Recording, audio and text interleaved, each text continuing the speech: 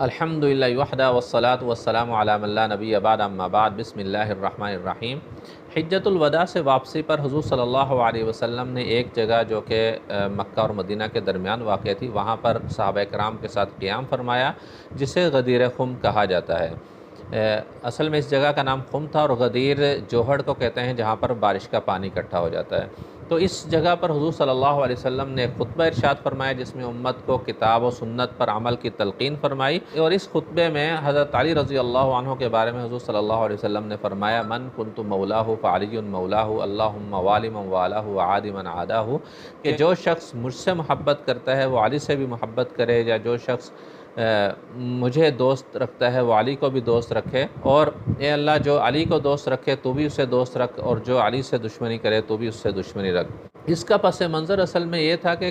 کسی مسئلے میں حضرت علی رضی اللہ عنہ سے کچھ حضرات کے اختلاف ہوا، اور انہوں نے اس کی شکایت حضور صلی اللہ علیہ وسلم سے کی، تو آپ علیہ السلام نے ان کو سمجھایا، اور اس کے بعد تمام لوگوں پر حضرت علی رضی اللہ عنہ کا مقام و مرتبہ واضح کرنے کے لیے یہ الفاظ استعمال کیے، تاکہ جن لوگوں کے دل کے اندر کچھ قدورت ہو، رنجش ہو، وہ دور ہو جائے۔ تو یہ اس واقعے کا پس منظر تھا، جس سے بات واضح ہو جاتی ہے کہ حضور صلی اللہ علیہ وسلم کا ان الفاظ سے کیا مقصود تھا۔ لیکن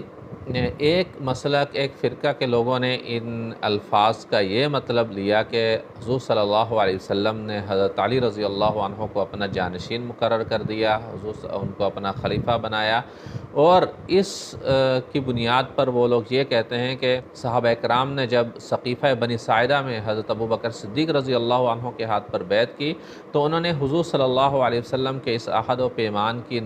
خلاف ورزی کی، آپ علیہ السلام کی نافرمانی کی، لہٰذا وہ لوگ گمراہ ہو گئے، اور یہاں تک کہ ایک طبقہ ان تمام صحابہ کرام کو جنہوں نے حضرت ابوبکر صدیق رضی اللہ عنہ کے ہاتھ پر بیعت کی، انہیں اسلام سے خارج قرار دیتا ہے۔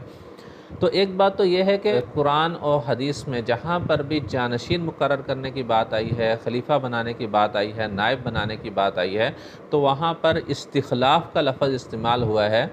استخلاف کا مطلب ہوتا ہے جانشین بنانا، خلیفہ بنانا، نائب بنانا،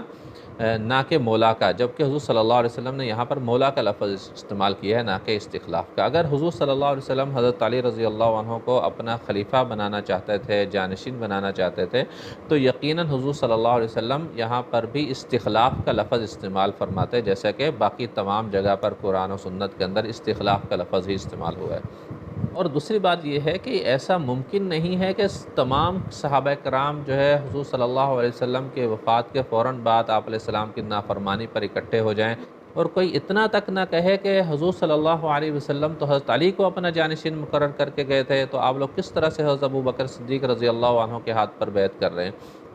تو ایسا ممکن نہیں ہے کہ اس طرح سے ہو جاتا اور تمام کے تمام صحابہ کرام جو ہے وہ گمراہی کے اوپر اکٹھے ہو جاتے۔ یہ صرف صحابہ کرام پر اعتراض نہیں ہے، بلکہ حضور صلی اللہ علیہ وسلم کی تربیت پر بھی اعتراض ہے کہ آپ علیہ السلام ایسی جماعت تیار کر کے گئے کہ جو آپ علیہ السلام کی وفات کے فوراً بعد نافرمان ہو گئی اور گمراہی کے اوپر اکٹھی ہو گئی۔ اور ایک اہم بات یہ ہے کہ خود حضرت علی رضی اللہ عنہ حضرت ابوبکر صدیق کو امت میں سب سے افضل شخص سمجھتے تھے۔ چنانچہ بخاری شریف کی روایت ہے،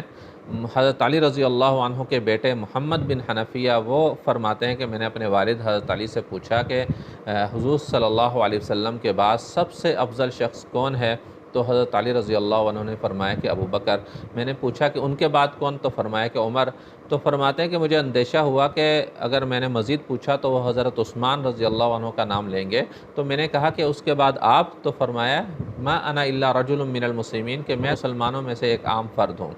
اور اسی طرح سے حضرت علی رضی اللہ عنہ سے یہ بھی ثابت ہے کہ حضور صلی اللہ علیہ وسلم نے اپنی زندگی میں کسی کو اپنا جانشین نہیں بنایا تھا۔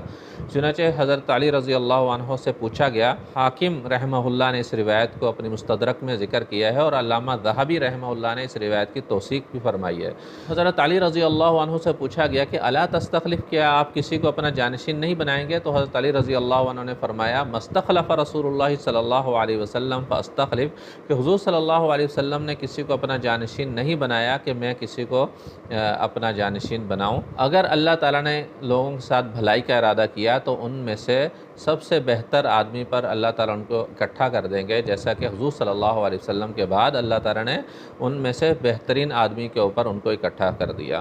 تو ان تمام دلائل کی موجودگی میں یہ بات واضح ہو جاتی ہے کہ یہ نظریہ انتہائی غلط ہے کہ حضور صلی اللہ علیہ وسلم کی وفات کے بعد صحابہ کرام نے حضرت ابوبکر صدیق رضی اللہ عنہ کے ہاتھ پر بیعت کر کے حضور صلی اللہ علیہ وسلم کی نافرمانی کی اور وہ لوگ گمراہی کے اوپر اکٹھا ہو گئے۔